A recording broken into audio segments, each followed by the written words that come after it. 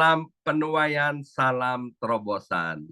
Semangat pagi semuanya, semangat pagi. Apa kabarnya Bapak Ibu sekalian?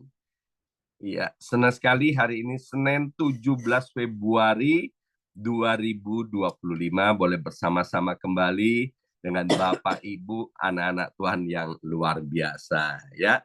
Di Amerika Serikat hari ini merupakan hari libur yaitu hari Presiden Bapak Ibu sekalian.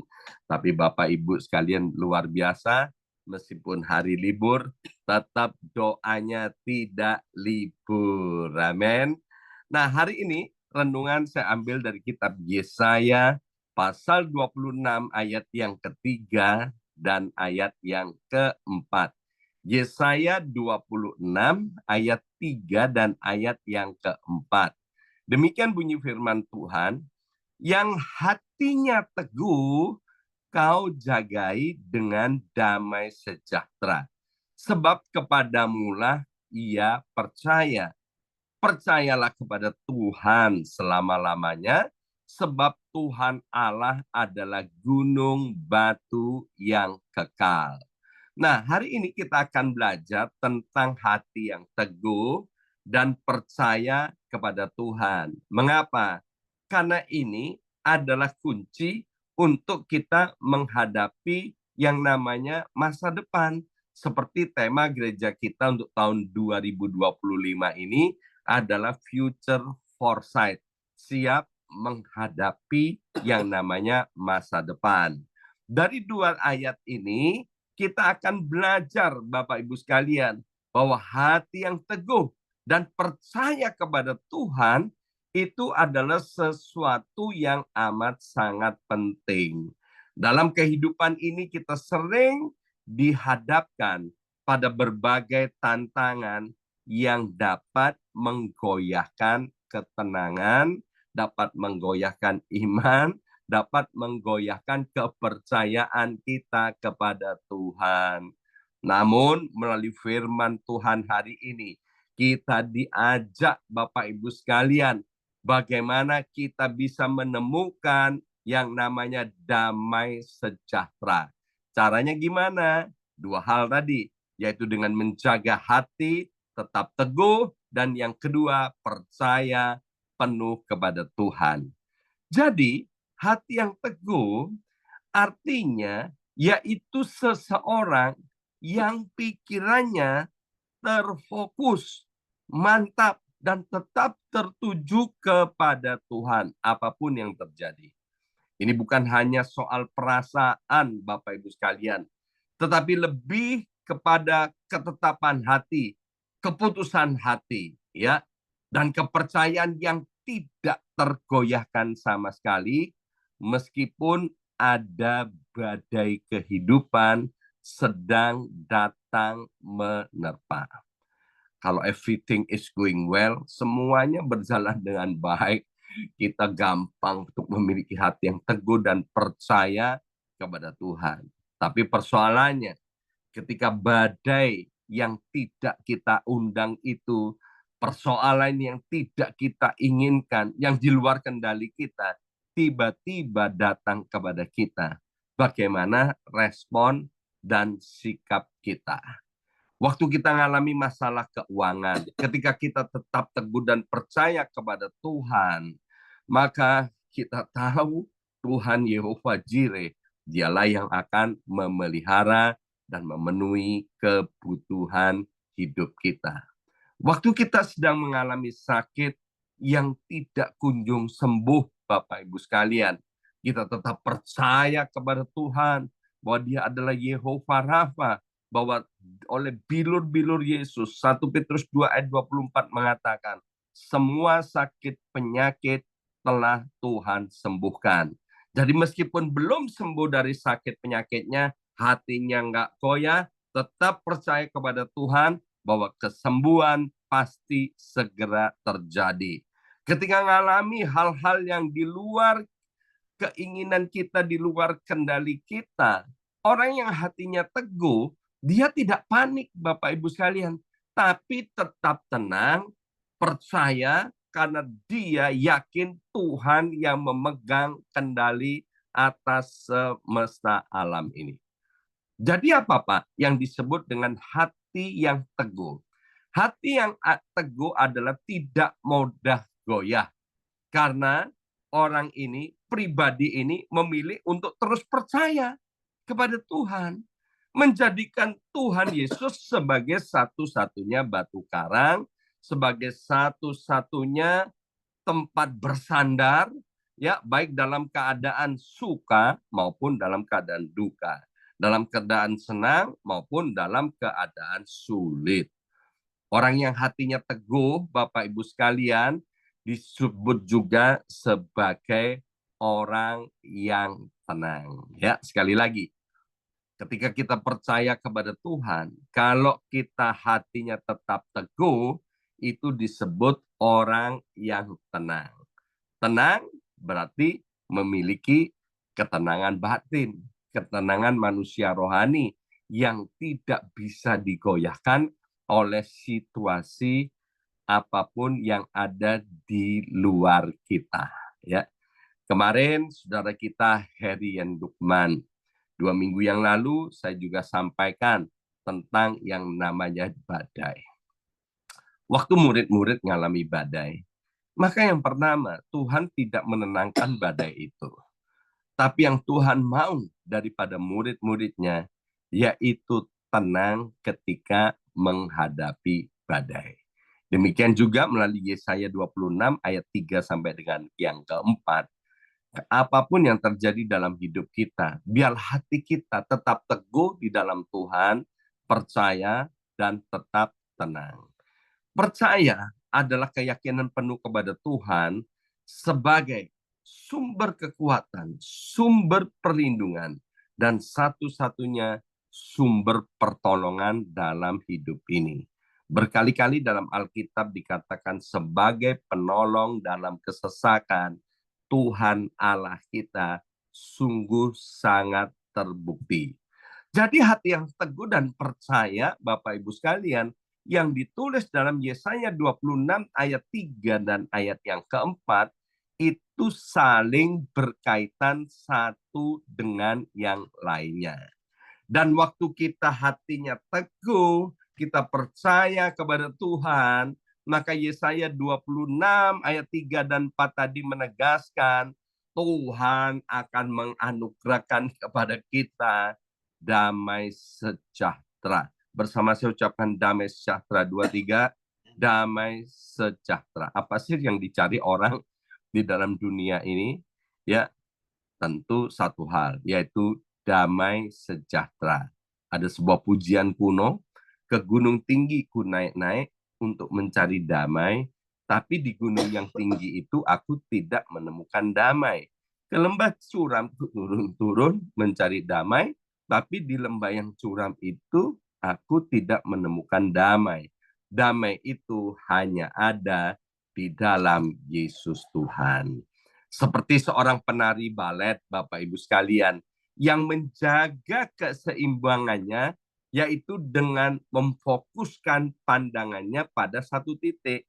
Demikian pula kita dapat menghadapi putaran dalam kehidupan ini dengan tenang jika fokus kita tertuju kepada Tuhan, bukan kepada badainya, bukan kepada persoalannya. Dengan menjaga pandangan kita, fokus kita kepada Tuhan, maka Bapak Ibu sekalian dengar ini, kita tidak akan mudah goyah oleh berbagai tantangan yang sedang kita hadapi maupun yang akan kita hadapi. Jadi kalau ada orang yang mudah goyah, Bapak Ibu sekalian, ya jangan-jangan fokusnya tidak lagi kepada Tuhan, tapi fokusnya kepada badai dan persoalannya. Ya. Nah, Yesaya 26 ayat 3 dan ayat yang keempat tadi, ini disampaikan oleh Nabi Yesaya kepada orang-orang Israel, ya, waktu mereka menghadapi ancaman dari bangsa-bangsa lain. Belum lagi kemudian orang-orang Israel pada waktu itu hidup di dalam kemerosotan moral. Mereka tidak lagi sungguh-sungguh kepada Tuhan, bahkan ada di antara mereka yang melakukan kekejian, yaitu menyembah berhala. Ya, di tengah situasi yang mencekam itu, maka Yesaya mengajak umat Tuhan pada zaman itu untuk kembali menaruh kepercayaannya kepada Tuhan. Dan ayat ini relevan dengan situasi kita di tahun 2025 ini. Tuhan mau, Bapak Ibu sekalian, kepada setiap kita. Ketika hari ini ada banyak ancaman yang ada di depan kita, baik yang sudah digembar-gemborkan, ditulis di banyak platform Bapak Ibu sekalian. Tuhan mau supaya kita kembali fokus kepada Tuhan, sehingga kita memiliki hati yang teguh, sehingga kita percaya kepada Tuhan, sehingga damai sejahtera Tuhan itu menguasai hati, pikiran, dan hidup kita. Pada zaman Yesaya 26 ayat 3 dan ayat yang keempat ditulis, Hizkia, Raja Yehuda itu Bapak Ibu sekalian, ya, Israel bagian selatan sedang ada di dalam ancaman, yaitu bagaimana kerajaan Asyur dengan raja yang bernama Sanherib, kerajaan yang luar biasa hebat, sudah menaklukkan 54 kerajaan yang ada di sekitarnya, memiliki bala tentara yang terlatih, ada kurang lebih 185.000 tentara, dan mereka mulai mengancam kerajaan Yehuda.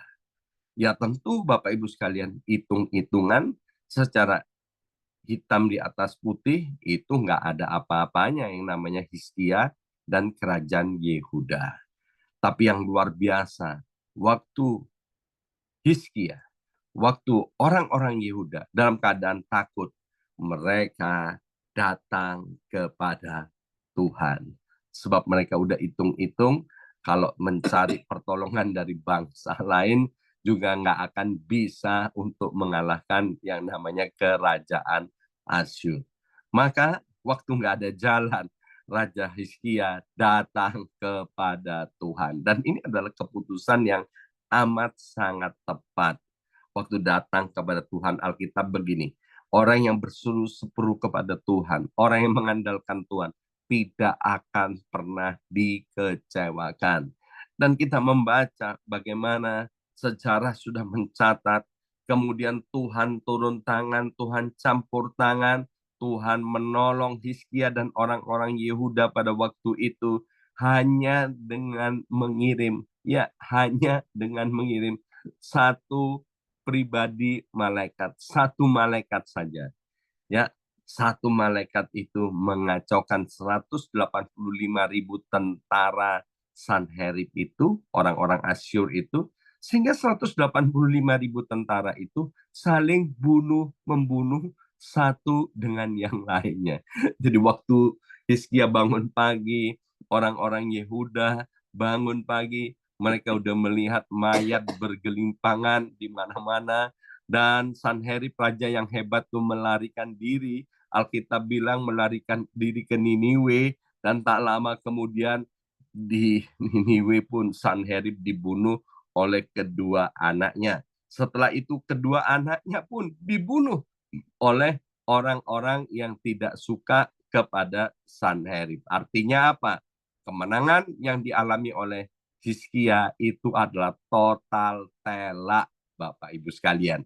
Maka itu Bapak Ibu sekalian, biarlah di tahun 2025, ayo Bapak Ibu sekalian, kembali kita mengandalkan Tuhan, percaya kepada Tuhan dengan sungguh-sungguh. Saya percaya apapun rintangan, tantangan di depan kita, Bapak Ibu sekalian, bersama dengan Tuhan, kita akan melakukan perkara-perkara yang besar. Ya.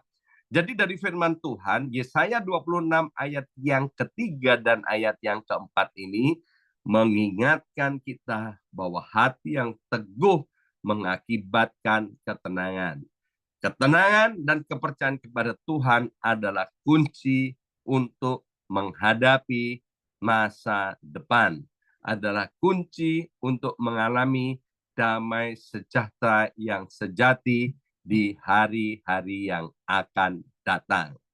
Daniel, dalam kitab Daniel pasal 6, menghadapi ancaman maut karena Daniel tetap setia berdoa kepada Tuhan. Meskipun dilemparkan ke gua singa, ia tetap tenang. Mengapa? Karena percaya Tuhan akan menjaga hidupnya. Dan kita lihat bagaimana Tuhan Allah menutup mulut singa itu, dan Daniel keluar tanpa cedera. Ketenangan Daniel lahir dari hati yang teguh. Dalam tekanan hidup, ketika kita percaya penuh kepada Tuhan, kita akan dilindungi dari bahaya yang tampaknya mustahil terhindari. Maka itu saya sangat percaya dengan Mazmur 91 yang kita deklarasikan setiap hari. 1.000 boleh rebah di sisi kiri kita, 10.000 boleh rebah di sisi kanan kita, tapi itu sekali-kali tidak akan menimpa kita. Tidak akan menimpa Bapak, Ibu semua yang dicintai dan dikasih oleh Tuhan. Mazmur 91 juga menjelaskan bahwa kita ini yang percaya dan mengandalkan Tuhan, Tuhan juga akan lepaskan kita dari jerat penangkap burung. Tuhan akan lepaskan kita dari semua kesialan-kesialan. Sebab Tuhanlah yang akan melindungi kita. Caranya gimana? Hatinya tetap teguh kepada Tuhan, tetap percaya kepada Tuhan. Ya. Dan Bapak Ibu sekalian, bagaimana sekarang caranya kita membangun hati yang teguh dan percaya kepada Tuhan? Dalam Mazmur 62, Daud berkata begini, hanya dekat Allah saja aku tenang, daripadanya lah keselamatanku. Ya, saya ketemu dengan seorang profesional muda di kota New York ini, di tengah-tengah kesibukan dalam bisnisnya, persaingan dalam tempat pekerjaannya. Kemudian tiba-tiba aja dia merasa cemas.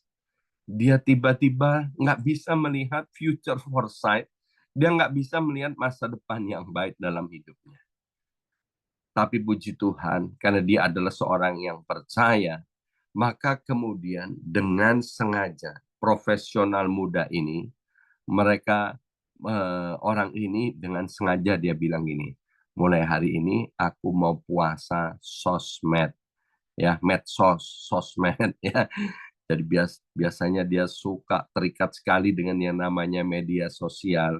Hari itu dia memutuskan, aku sekarang mau sengaja puasa sosmed dan aku mulai mau meluangkan waktu untuk berdoa, merenungkan firman Tuhan, dekat kepada Tuhan. Akhirnya apa yang terjadi? Dia merasakan ketenangan, dia merasakan damai sejahtera, sehingga dia dapat mengatasi tekanan-tekanan di dalam pekerjaannya dan bahkan bisa bekerja dengan lebih baik dan disukai oleh atasannya. Ya, membangun hati yang teguh dan kepercayaan kepada Tuhan memerlukan kedisiplinan rohani. Bersama saya ucapkan kedisiplinan rohani. 2, 3, kedisiplinan rohani. Seperti Bapak Ibu ini ya, datang terus di doa fajar. Saya benar-benar angkat topi, salut pada Bapak Ibu sekalian. Karena ini adalah salah satu bagian daripada disiplin rohani. Jadi membaca Alkitab, berdoa, bahkan bersekutu dengan orang-orang percaya, sesama orang percaya, itu penting sekali. Seperti arang tetap ada dalam kumpulannya, maka arang itu akan terus menyala. Melalui praktek-praktek ini, Bapak Ibu sekalian, iman kita akan diperkuat dan kita belajar untuk lebih mengandalkan Tuhan di dalam setiap aspek kehidupan kita. Daniel, meskipun dia diasingkan di negeri Babel, tapi dia tetap setia dalam doanya 3 kali sehari. Kedisiplinan rohaninya memberikan kekuatan untuk menghadapi berbagai tantangan termasuk ancaman di gua singa. Bahkan Alkitab mencatat 4 kali rajanya ganti, tapi Daniel tetap menjadi orang penting di negeri asing. Hari ini Tuhan yang sama berbicara kepada setiap kita. Apapun yang terjadi ke depan, Tuhan mau mengangkat kita, Tuhan mau mempromosikan kita, Tuhan mau memulihkan hidup kita, Tuhan mau memberkati kita lebih daripada tahun-tahun terbaik dari hidup kita di waktu-waktu yang lampau. Percayalah tahun 2025 ini menjadi tahun keemasan bagi setiap kita. Kita akan mengalami open heaven, banyak terobosan dalam hidup ini. Bahkan kita akan mengalami berkat yang tidak pernah kita duga-duga. Syaratnya cuma 2. Yang pertama, hati ini tetap teguh, percaya kepada Tuhan, dan akan menghasilkan ketenangan. Yang kedua, percaya kepada Tuhan. Maka damai sejahtera Allah akan memelihara hari-hari dan hidup kita. Amin. Mari kita berdoa. Materaikan kebenaran firman Tuhan ini, ya Aba, ya Bapa, kami tahu kami semua dicintai dan dikasih oleh Engkau. Biarlah Allah Roh Kudus sekarang menuntun kami untuk kami memiliki hati yang teguh dan percaya kepada Engkau. Kami mau meningkatkan kedisiplinan rohani kami untuk bersekutu dengan Engkau, merenungkan firman Tuhan, dan bersekutu dengan saudara seiman kami, Bapa. Dan kami percaya tahun ini kami akan mengalami banyak perkara ajaib daripada Tuhan. Dalam nama Yesus kami sudah berdoa. Haleluya. Amin. Amin. Amin.